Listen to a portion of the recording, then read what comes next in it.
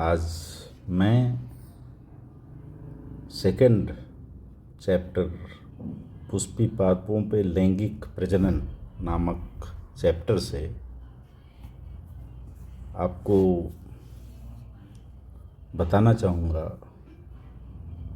सर्वप्रथम इस चैप्टर में यह बताना चाहता हूँ कि कौन कौन से बिंदु हम अपने लेक्चर के दौरान लेक्चर के रूप में आप के सामने प्रस्तुत करूँगा, जिसको हमने पाठ्यक्रम दिया है। बच्चों, जब यह पाठ्यक्रम पूरा हो जाएगा तो हम लेक्चर के रूप में ही महत्वपूर्ण प्रश्नोत्तरी भी प्रस्तुत करूँगा, जो आपके लिए लाभकारी होगा। तो पाठ्यक्रम पुष्पी पादपों पे लैंगिक प्रजनन के अंतर्गत कौन कौन से बिंदुओं को हम अपने लेक्चर के दौरान स्पष्ट करूँगा, समझाऊँगा आपको। यह है पुष्प की संरचना, नर तथा मादा युग्मकों का निर्माण, परागण क्रिया का प्रकार, माध्यम, उदाहरण, अन्य चीज़ों को समझाऊँगा। कृत्रिम विधियाँ परागण की, परागकण जायांग अंतरक्रिया, दोहरा निषेचन, निषेचन के बाद की घटनाएं, भ्रूण कोश, भ्रूण का विकास, बीजों का निर्माण, फल निर्माण और उसका प्रकीर्णन, असंगजनन, मिक्सिस और बहुभ्रूणता, बीज और फल निर्माण का महत्व। लास्ट में हमने जैसा कहा कि प्रश्नोत्तरी भी, महत्वपूर्ण प्रश्नों उत्तरी भी आपको दूंगा, जो आपके लाभकारी होगा। पुष्पीय पादपों में लैंगिक जनन के बारे में मैं बता रहा हूँ। इसमें पहले हम पुष्पीय पादपों, पुष्प के अंग क्या होते हैं, इसको आप देखिए।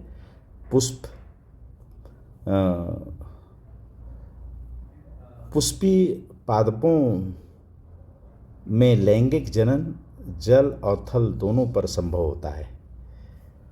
जिस पुष्प में नर और मादा जनन एक साथ उपस्थित होते हैं, ऐसे पुष्प को हम बाइसेक्चुअल कहते हैं, द्विलिंगी कहते हैं या उभयलिंगी कहते हैं। दोनों, जैसे उदाहरण है मक्का, रेड़ी, गुड़हल, नारियल।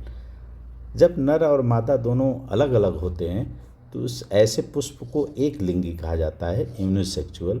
डायोसियस जैसे खजूर, शहतूत, भांग, पपीता आदि।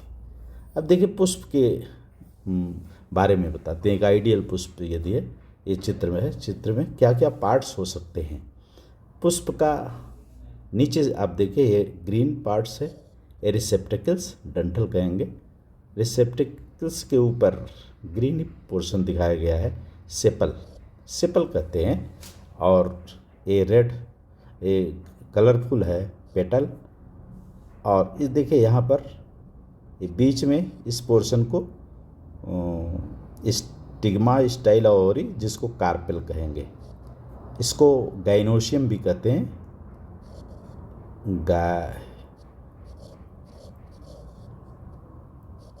गाइनोशियम भी कहा जाता है इसको टोटल।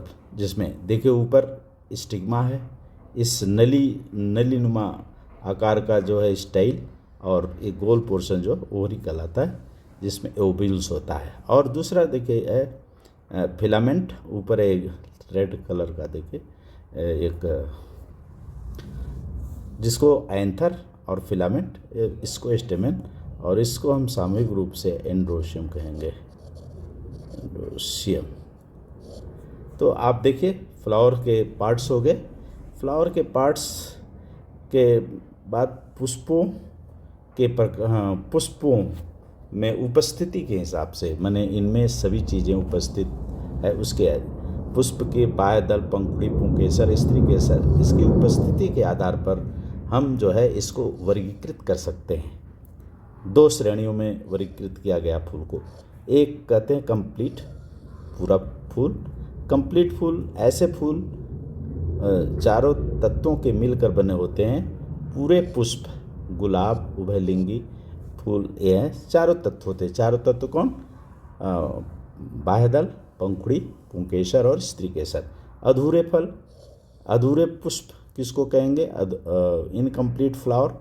अधूरे फूल में जो ऐसे फूल जिनमें चारों तत्व मिलकर नहीं बने होते हैं, ऐसे पुष्पों में पुंकेसर या स्त्रीकेसर में से कोई एक होता है, लेकिन दोनों कभी एक साथ नहीं होते हैं। ऐसे पुष्प को एक लिंगी पुष्प कहते हैं। अब आपके समझ में आ गया होगा, पुष्पों के पार्ट के अनुसार पुष्प को दो भागों में बांटा गया, इनकम्प्लीट और कंप्लीट। आगे है पुष्पों की रचना, संरचना। पुष्पों की संरचना हम देखें, डिस्क्रिप्शन में हम बताएंगे। यह पुष्प का उधर फ्लावर का ये एक और चित्र इसमें दिया गया, जिसका पुष्प का अनुदैर्य काटा गया है। इसमें आप देख सकते हैं बाह्यदल, बाह्यदल, बाह्यदल जिसको जो है सेपल, सेपल कहा जाता है। बाह्यदल है जिसको सेपल कहा गया। और यहाँ पर आपको थोड़ा हम और बताएंगे। बाह्यदल को सेपल कहते हैं। ए ग्रुप ऑफ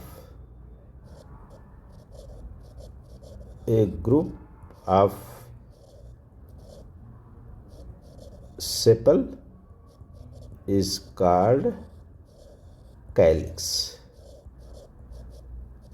ये है कैलिक्स, जिसको बाह्यदल पुंज कहेंगे। कैलिक्स को कहेंगे बाह्यदल पुंज। अब आता है अगला, ये जो है बाह्यदल हो गया, और आगे है सेपल। ये दल, दल, पेटल। एक ग्रुप ऑफ, वही चीज़ है, एक ग्रुप ऑफ पेटल, एक ग्रुप ऑफ पेटल्स, ये कहा जाएगा क्या? कोरोला। बाय दल पुंज, ये दल पुंज हो गया, दल पुंज। तो इस प्रकार से इसके पार्ट्स हो गए फ्लावर्स के। अगला है स्टेमन, स्त्री। पुरुष भाग को स्टेमन कहेंगे। ये मेल भाग है, नर, देखिए इस पे लिखा हुआ है। और यहाँ पर मादा भाग को स्त्री केसर कहेंगे, पिस्टिल जिसको कहेंगे। और इसमें अंडप, इसमें होता है अंडाशय, वर्तिका और वर्तिकाग्र। अब आगे आप देखिए, यहाँ पर भी एक चित्र दिया गया पुष्प के भाग को। इससे भी आप स्पष्ट रूप समझ सकते हैं। कैसे? देखिए, पुंकेसर होता है जिसमें तंतु और एंथर होगा, परागकोश। अब परागकोश देखिए योजी कोशिकाओं से जुड़ा हुआ होता है परागकोश, जिसमें परागकण होता है। लघु बीजांड धानी भी इसको कहते हैं। आगे आया बीजांड, ये स्त्री भाग है पुष्प का, जिसमें ऊपर भी बताया गया है। अब हम इस अंडाशय के बारे में बता दे रहे हैं। अंडाशय में देखिए ये गोल गोल रचना दिखाई दे रही, जिसको बीजांड कहते हैं। तो इस प्रकार से पुष्प के चार भाग हो गए, कैलिक्स, दल, करोला, एंड्रोशियम, पुमंग और जाया। अब कैलिक्स किसे कहते हैं? कैलिक्स के बारे में, ये बाहर होता है सेपल समूह को बाह्यदल पुंज, जिसको मैंने ऊपर बता दिया है। इनका कार्य है सुरक्षा प्रदान करना, पुष्प को सुरक्षा। दूसरा है करोला, दल, इसके बारे में हमने बता दिया। इसका कार्य बता देता हूँ। ये पर परागण क्रिया के लिए कीटों और पक्षियों को आकर्षित करता है। पुमंग, पुमंग के बारे में बता रहा हूँ। नर पुमंग, इसके स्टेमन मिलकर पुमंग बनाते हैं। कई स्टेमन एक साथ होकर के प्रत्येक पुंकेसर के तीन भाग होते हैं, योजी, कनेक्टिव, फिलामेंट और एंथर। एंथर, अब इसको हम चित्र के रूप में आपको यहीं पर बता देते हैं। ये देखिए, ये है, ये बीच में ये योजी है, योजी, और ये एंथर है, परागकोश, और ये जो है फिलामेंट, फिलामेंट्स है। और इसका देखिए परागकोश के बारे में जानिए। ये तंतु के अंतिम सिरे पर एक पिंड के रूप में समान रचना होती, पिंड के रूप की होती है, परागकोश कहते हैं। ये संरचना दो पालियों, दो लोब्स होते हैं, दो लोब्स, ये लोब्स हो गए, दो लोब्स होते हैं। प्रत्येक पाली के अंदर दो कोष्ठ होते हैं और कोष्ठ में लघु बीजाणुधानी होती है। यदि जो है इसको काटा जाए सेक्शन तो इस तरह से होगा, दो, एक पाली में दो और एक पाली में दो, एक कोष्ठ हो गए। इसको जो है इसको लघु बीजाणुधानी, ये माइक्रोस्पोरेंजियम, स्पोरेंजियम। आगे देखिएगा, जब जुड़े तीन प्रकार के होते हैं, एक संघी जुड़कर गुच्छों के रूप में जायांग के चारों तरफ नलिका के रूप में बनाते हैं, एक संघी कहलाते हैं। उसमें जुड़ने के जो पुंकेसर आपस में जुड़े हुए होते हैं। दूसरा जिसे मालवेसी में पुंकेसर। अब आप इसको थोड़ा से समझ लेंगे।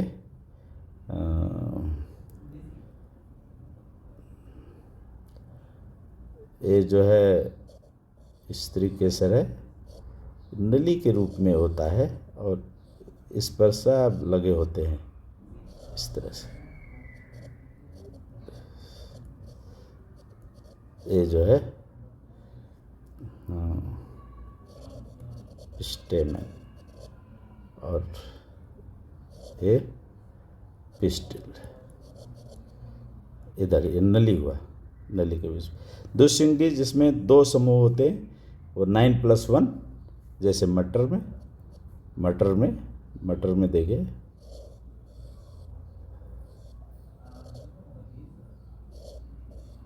एक हुआ और एक में जो है कई होते हैं। ये जो है फीमेल पोर्शन हुआ, ये मेल पोर्शन हो गया। बहुसंगी जिसमें दो से अधिक समूह उपस्थित होते हैं, ये बहुसंगी जैसे सेमल।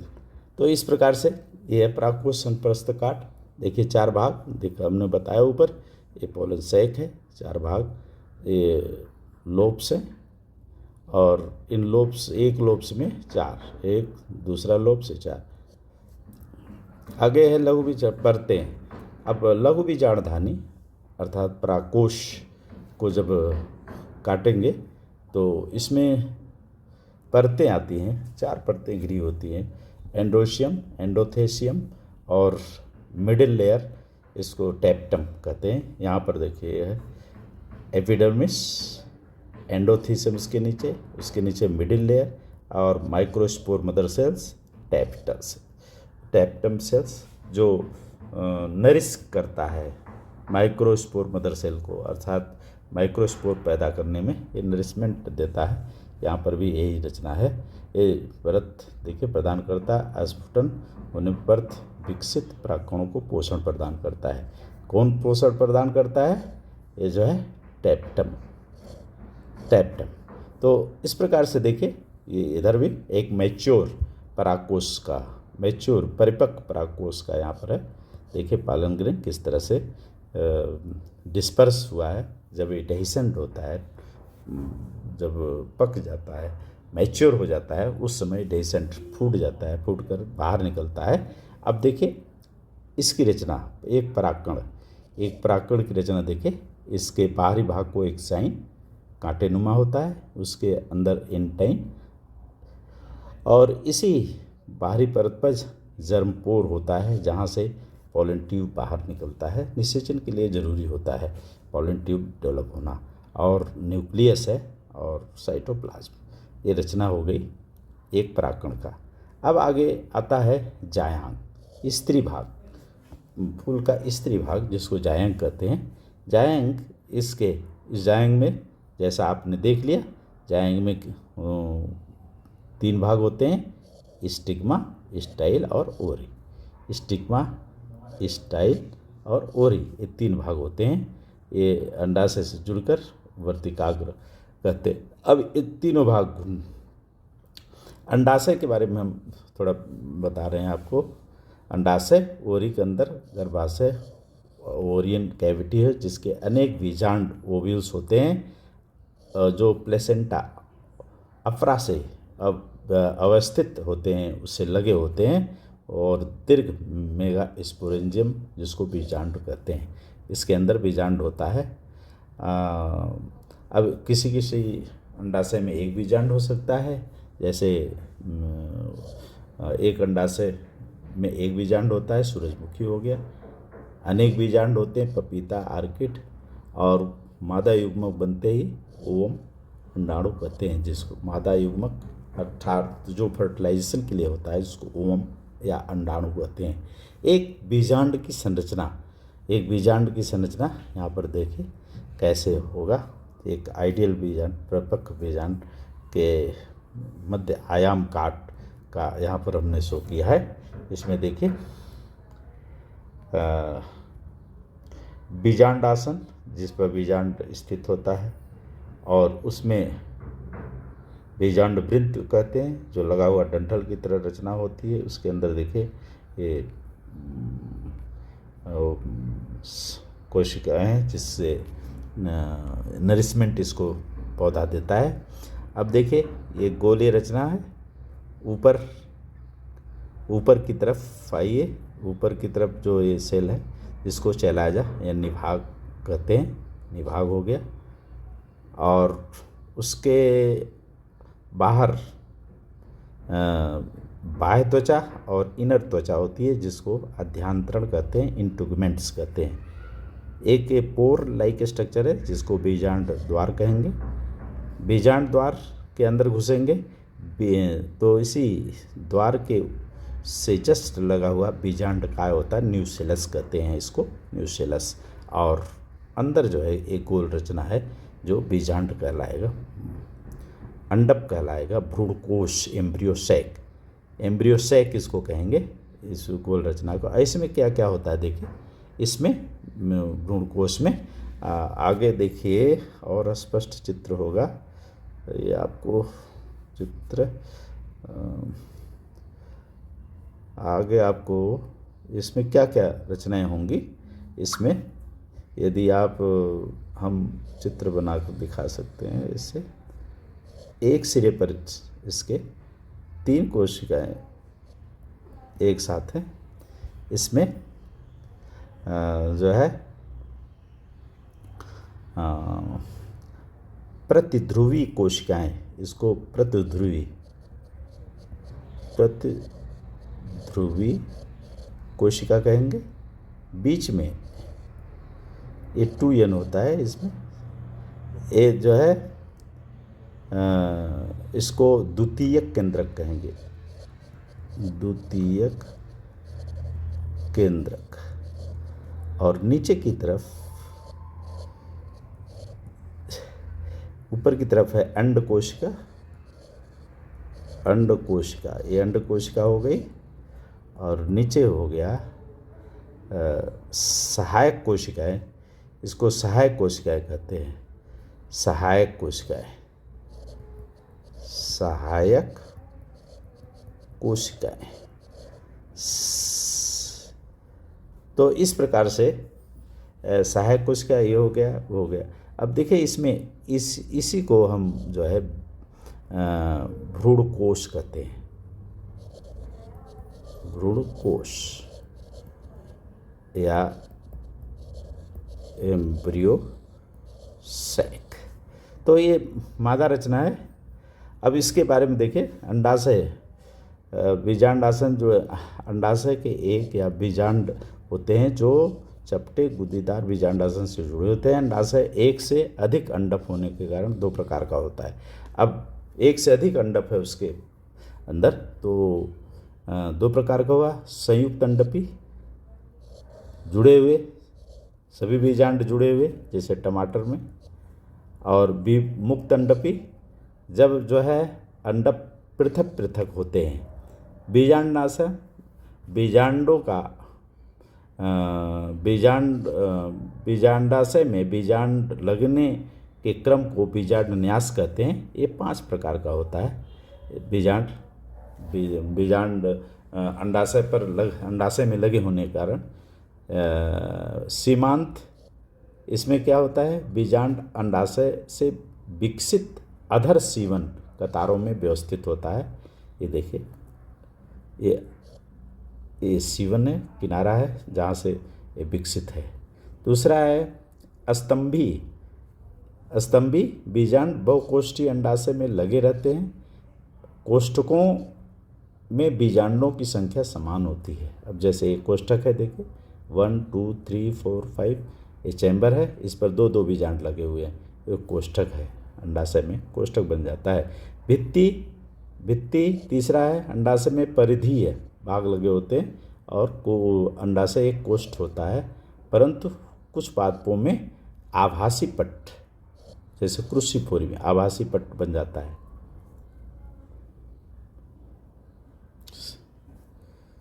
आभासी पट्ट भित्ति डी, ये देखिए इस तरह से एक चैम्बर है इसमें 2 2, और किसी में आभासी ऐसे बन जाता है, जिस आभासी। अगला आता है तीसरा है, तीसरी है, तीसरा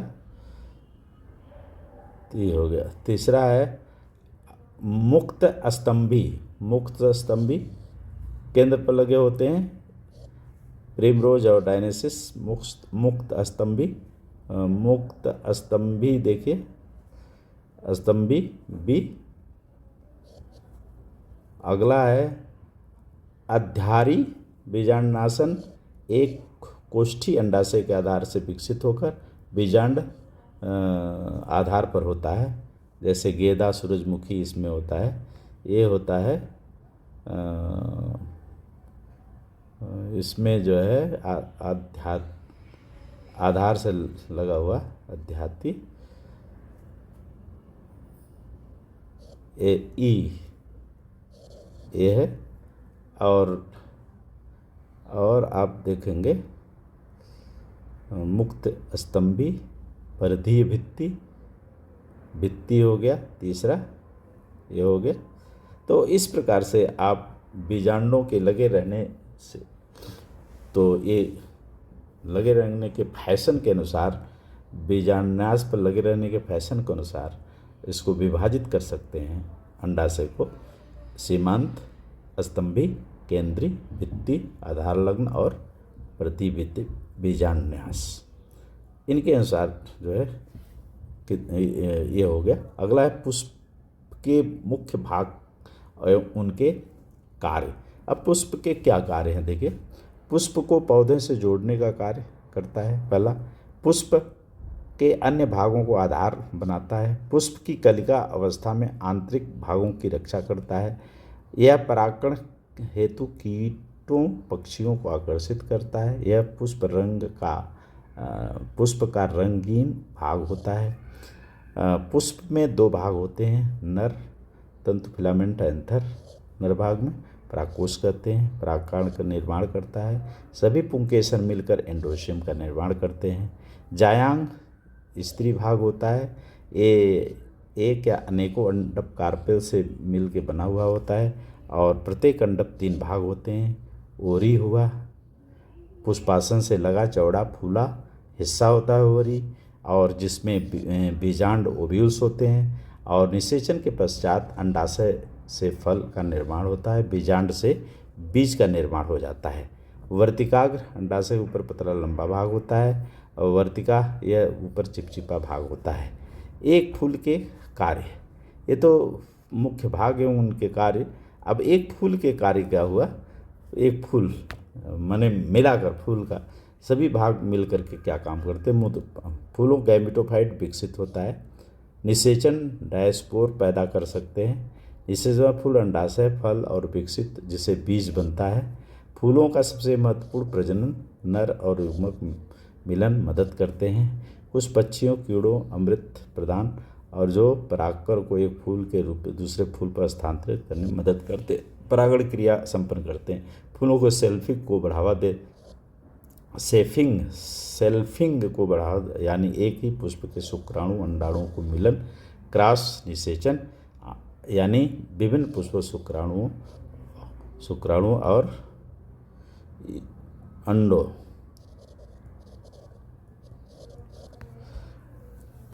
के मिलन को ये शुक्राणुओं अंडों क्रॉस निषेचन के लिए शुक्राणुओं अंडों को मिलन के लिए प्रभावित करते हैं। तो इस प्रकार पुष्पों का कार्य हो गया। और छात्रों, इसको ध्यान से आप पढ़ेंगे। जो भी आपको समस्या हो, डाउट्स हो, वो हमारे यूट्यूब चैनल को सब्सक्राइब एंड लाइक करिएगा, और उसके माध्यम से मैं आपके डाउट को भी क्लियर करूँगा। धन्यवाद।